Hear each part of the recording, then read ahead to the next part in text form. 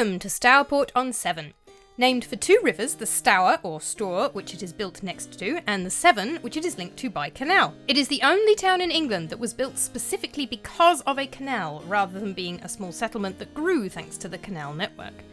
Today, a miniature seaside resort has grown up around the canal basin, with a permanent fairground that is open all year round, play parks, ice creams and children's activities, even though it is 75 miles away from the nearest beach at Worth Crescent. I'm Juliet, I'm a writer and historian. This is Loki, the 10-month-old corgi puppy.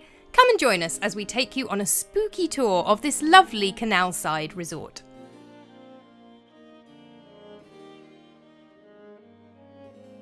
We are starting with a couple of sites we're going to in the car because Loki is still only a few weeks out from his surgery and also it's quite a warm day. So we're going to take a car to these first two spots and then we will walk around the canals and the river in the town centre, because the town centre is basically on the canals and the river. So we're starting out, we're just on a residential street looking for a ghost dog.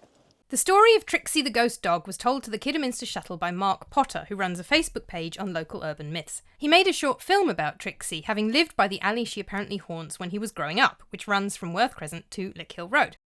Well, the graffiti isn't entirely encouraging. He told the newspaper, "It used to be just a dirt track with a chemical swamp from the factories to the left of it. When I was growing up, I'd hear about this dog Trixie and it scared the death out of us as kids. People would say they had heard a dog howling down there at night. Me and my friends used to dare each other to run down it. I started doing some research and speaking to older generations locally, and it seems the story evolved over the years to scare kids to stop them playing down there.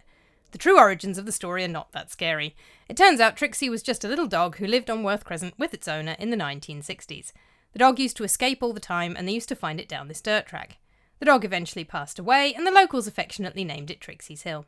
At one point there was even a sign at the bottom, but that was removed decades ago. But the name has stuck with the locals. When making his short film, Marc spotted a mysterious four-legged figure with bright eyes on the footage that he hadn't noticed when he was filming. It wasn't until I began editing later that I noticed something in the background, he said. I blew up the image and I was gobsmacked. I thought all my Christmases had come at once. I'm a skeptic. I don't go out looking for ghosts. I just like highlighting the stories that scare me. I posted the picture on Facebook and the response has been brilliant. I've had messages from people telling me they're still scared to walk down that alley. He mentioned that some people are saying I edited that photo, but it was filmed on a phone and I don't have Photoshop. I just wish I could prove that to people. So walking through the alley with the possible ghost dog has conveniently enough brought us to pretty much where we were aiming for our second site. Our second site is Lickhill Manor, but there isn't really a good way to actually get to the building. So we are standing outside Lickhill Manor Caravan Park, which is behind me here. Lickhill Manor is a country manor house and a listed building and sits at the centre of the 65-acre Lickhill Manor Caravan Park, which is why I stuck to filming just outside the entrance to the caravan park rather than trying to get right up to it. It was far too hot for Loki and I to walk across 65 acres that day. It was built around 1700 with various extensions and updates, including some remodelling in the 19th century. It's had a couple of periods of standing derelict, including in the 1930s and more recently in the 2020s before the caravan park was built only recently. But in the 1940s it was used as a hotel, and later in the 20th century it was a nursing home for quite some time. In the Stourport Civic Society newsletter in September 2011, one local resident told a story told by her father. From the age of 16, my late father, Albert Brooks, used to cycle regularly to Stourport. He would travel with friends, and between 1930 and 1937 this became a regular trip.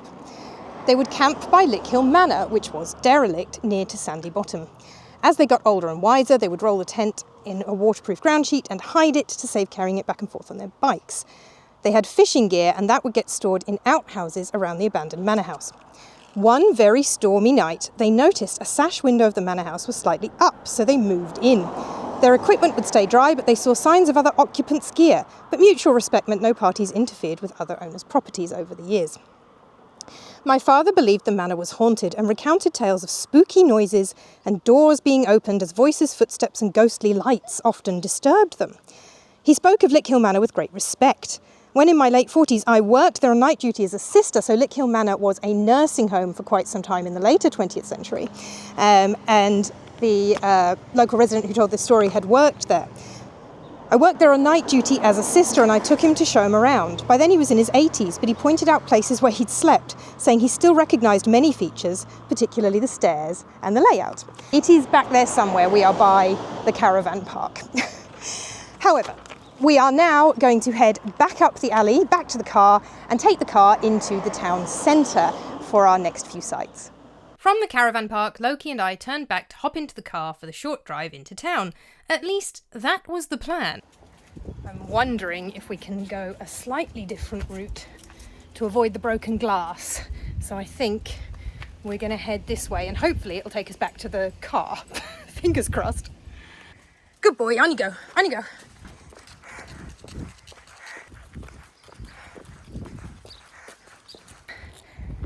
Yeah, no, we're lost. I'm going to have to put the phone's sat-nav on. Yeah, we went badly wrong. Come on, Loki. We're in another alley. Still no ghost dogs, though. I see our car! I can see our car, Loki! Yay! Yay! Whew! We've made it back to the car, thank goodness! When will I learn not to try and take interesting routes? We should have just come back the way we went. I just didn't want him to step on broken glass. We've got a very hot puppy now. Luckily, our next stop is a pub. So we're going to drive down to the town centre, find somewhere to park, possibly the pub car park, and they should have some water for the pup and something for me to drink too. Having finally tracked down the car, we drove into town and parked in the riverside car park by the Treasure Island Fairground at the heart of the Canal network. Before 1700, most British inland waterways had been built by aristocratic landowners to carry agricultural products in southern England. However, in 1700, the Aire and Calder navigation linking Leeds to the sea was built primarily by textile merchants and coal owners who saw a better transport infrastructure as a key part of the development of their trade. More river navigations were built by northern merchants in the first half of the 18th century, strengthening the position of established industrial towns like Leeds and creating new ones like Liverpool and Manchester. Then, in the mid-18th century, the Duke of Bridgewater had the Bridgewater Canal built, connecting Runcorn, Manchester and Lee, and kicked off the Great Canal Age of England. The impact on both industry and the economy was huge. For example, when the Duke's Canal opened from his coal mines in Worsley to the centre of Manchester in 1763, the price of coal in the town was halved overnight. The next 20 years saw the formation of most of Britain's most important canals, set up by merchants, aristocrats and bankers, but particularly by coal mine owners, textile manufacturers and pottery barons wanting to open up new markets for their products. The Staffordshire and Worcestershire Canal was built between 1766 and 1771, and it connects the River Severn via Stourport-on-Severn to the Trent and Mersey Canal in Derbyshire. Canal engineer James Brindley saw the Staffordshire and Worcestershire Canal as one of the arms of his Grand Cross, linking the great rivers inland, the Severn, the Mersey, the Trent and the Thames. Stourport itself started out as a shipment centre and became the busiest inland port in the Midlands.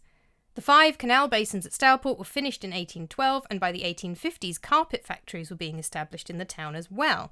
This was a well-known local export. In the early 1900s, workers from the Black Country started to visit on their days off, and the pleasure side of Stourport-on-Severn's economy grew as well. There are some buildings in the town and in the area that go back even further. There is a very lovely pub on the other side of the river, over the bridge from the fairground and the riverside car park, which is called the Old Beams, and where we had a very nice meal some years ago, and which dates back to the 15th century. But most of the town is Georgian or later, so it really kind of took off from about the 1790s onwards. And that is true of our first haunted destination in the town centre, which was a pub dating back to 1790, which is right on the canal opposite the fairground.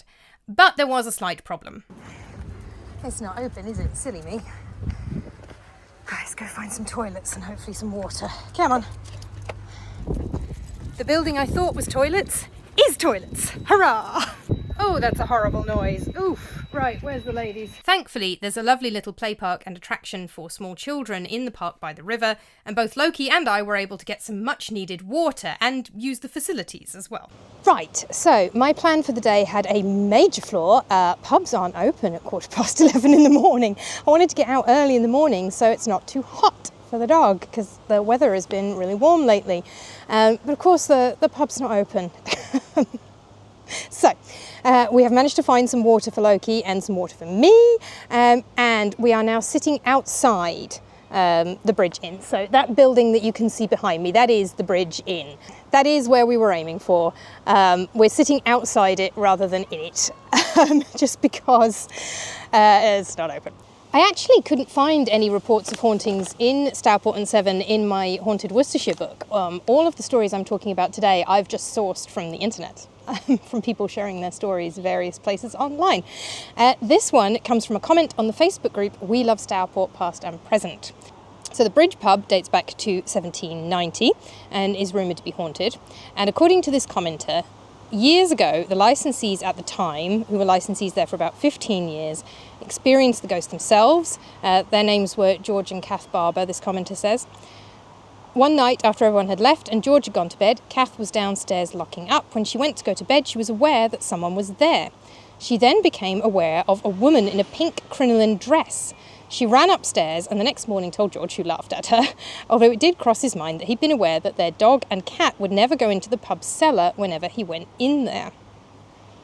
A few months later, George and Kath were sat watching TV when into the room drifted the crinoline-clad lady. She passed in front of the TV and then glided past and disappeared into the kitchen, and apparently George's face was a picture of disbelief. That's quite dramatic. It's a shame that the pub isn't open yet and we can't go and see if we can spot the lady in pink crinoline, but I'm sure we will come back another time. For the moment, I think we'll have a bit of a rest, recover a little bit in the shade, and then continue our walk. And as we do walk past the bridge and continue on to another haunted pub, the Wharf, we need to look out for the Old Crown. Another commenter on the Facebook group We Love Stourport Past and Present said we lived in the Old Crown directly opposite the bridge, and added that it was haunted too, and they could see people moving around upstairs all the time when there would be no one up there. So we'll keep an eye out for that as we continue our walk past the Bridge Inn. I'm wondering if what was the Old Crown Inn is this pub that's now called the Port House, which you can see is directly opposite the Bridge Inn. From the park by the pub, Loki and I climbed back up to the high street and set off up the road towards our next destination, Lions Hill. This very pretty garden in the middle of a busy road is on the site of our next site, which has actually been pulled down. But there is a mural opposite me that I think commemorates it. So this mural, if I can get my zoom to work, as you can see, is commemorating what looks to me like the D-Day landings. That is parachutists and a World War II plane. I can't quite make out if that's a Spitfire. We've got World War I on there as well. That's the trenches from World War I are also on the mural, and people coming up into those. So it's clearly commemorating war in general, and that's because this used to be the site of the old drill house. The old drill hall was built in 1911 and used for training and exercises by the 7th Worcester Regiment C Company. During the First World War, the hall was the centre for the recruitment and initial training of many local men. And after the war, on the 19th of June 1919, a dinner was arranged at the drill hall for all returning service personnel. The hall returned to normal use in the 1920s and also became a venue for local events, including dances, boxing matches, flower shows and concerts. On the outbreak of World War II, on 3rd September 1939, the hall was once again the centre for local men reporting for service. After the evacuation of Dunkirk in May to June 1940, the Home Guard, or sometimes known as Dad's Army, the group of volunteers who were not able to enlist for active service, was formed. So it's called Dad's Army, colloquially, because a lot of the men in the Home Guard were too old for active service, some were too young, so there were also teenagers, and some were medically unfit to join the armed forces. The Home Guard is best known from the sitcom Dad's Army, British BBC sitcom from back in the 1970s, which, if you've never seen it, I highly recommend. The drill hall became the local Home Guard headquarters. In the evenings, it was still used as a dance hall, with several service units supplying the bands. After a few more years of normal service in the late 1940s and 50s after World War II, when the British compulsory military service for young men national service ended in 1960, so this was after World War II, young men had to serve a year or two in the armed forces, but that stopped in 1960. And at that point, the armed forces scaled down their use of the hall. The Territorial Army and the Army Cadet Force used the hall for a while, but as the building was not in permanent use, it gradually deteriorated. In 2002, it was sold to a housing developer on the understanding that the sergeant instructor's house, which was attached to the hall, would be incorporated into the new scheme. It is incredibly noisy here at the minute with drilling and traffic and all sorts, but this garden is on the site of the old drill hall. And according to another commenter on the Facebook group We Love Stourport Past and Present, there were reports of ghostly sightings of a colour sergeant dressed in 1914 period uniforms, that's First World War, rumoured to be Sergeant Isaac Nunnery, who lived in a house next to the much-missed drill hall between December 31 to 33. Why? Oh, so he must be a survivor? According to a gentleman who had seen the ghost in 1981, he described him as being well-built with dark hair, a tough face, bristling moustache and carrying a cane. Apparently he never said anything but just stood there and appeared to be fuming. The commenter says, I've often wondered if this sighting was the same one as Fred, who was also dressed in World War I uniform and was also often seen in the drill hall before it was pulled down. So basically we've got reports of a ghost dressed in World War I uniform at the old drill hall. Attempts to identify him, a little iffy maybe. We're now going to carry on walking along the canal to our last stop, which will hopefully be a bit quieter, and it's another pub, and I think we are now, if I check my watch, we're after 12 and hopefully it will be open. From the site of the old drill hall, Loki and I walked along the canal towards our final stop, another pub. We don't want to get in a fight with a swan, Loki. Why is the swan coming towards us? Right. Keep going, keep going, keep going, keep going. They can smell the fear. There we are.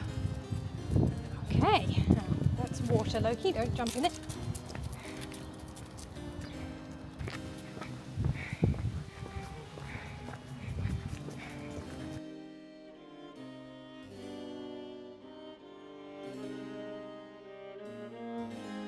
Well, having walked all the way around the building, safe to say it's not open, probably because it's a random Monday outside of the school holidays, even though it is after 12. Never mind. There's actually another video on YouTube you can go and check out about this one, because I found out about this one from a YouTube channel called The Paranormal Detectives. They also have a website, which is higgypop.com. They were, a little while ago, granted access to the Wharf, pub in Stourport, whose owners have felt and experienced strange unexplained activity from the spirits of deceased children, an old foreman who drinks at the bar, and electronic equipment turning itself on. So we can't get in today because it's not open at the moment and we need to get home before it gets any hotter. But do go and check out their video if you'd like to see more of the Wharf. Meantime, that's the last stop on Loki's and my little ghost tour of Stourport, so I really hope you've enjoyed it. We are going to see if there is anything open to stop at, or we will just head back home. If you've enjoyed this video, please do give it a like, subscribe to the channel for history and literature relating to the weird and the spooky, as well as myth, legend and folklore in general. If you'd like to support the channel, please do consider buying one of my books, Creepy Classics, Ghost Stories from Ancient Rome and Ghost Stories from Ancient Greece, or buying some merch. We've got t-shirts, we've got mugs, we've got stickers, all available at my website, which I will link below. Meantime, thank you so much for watching, and until next time, bye! Tired? Should we get you home?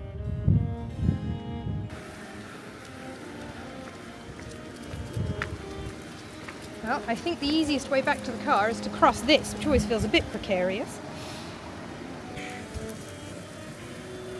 Come on then, can you do it? Go on, Loki. Loki, go on.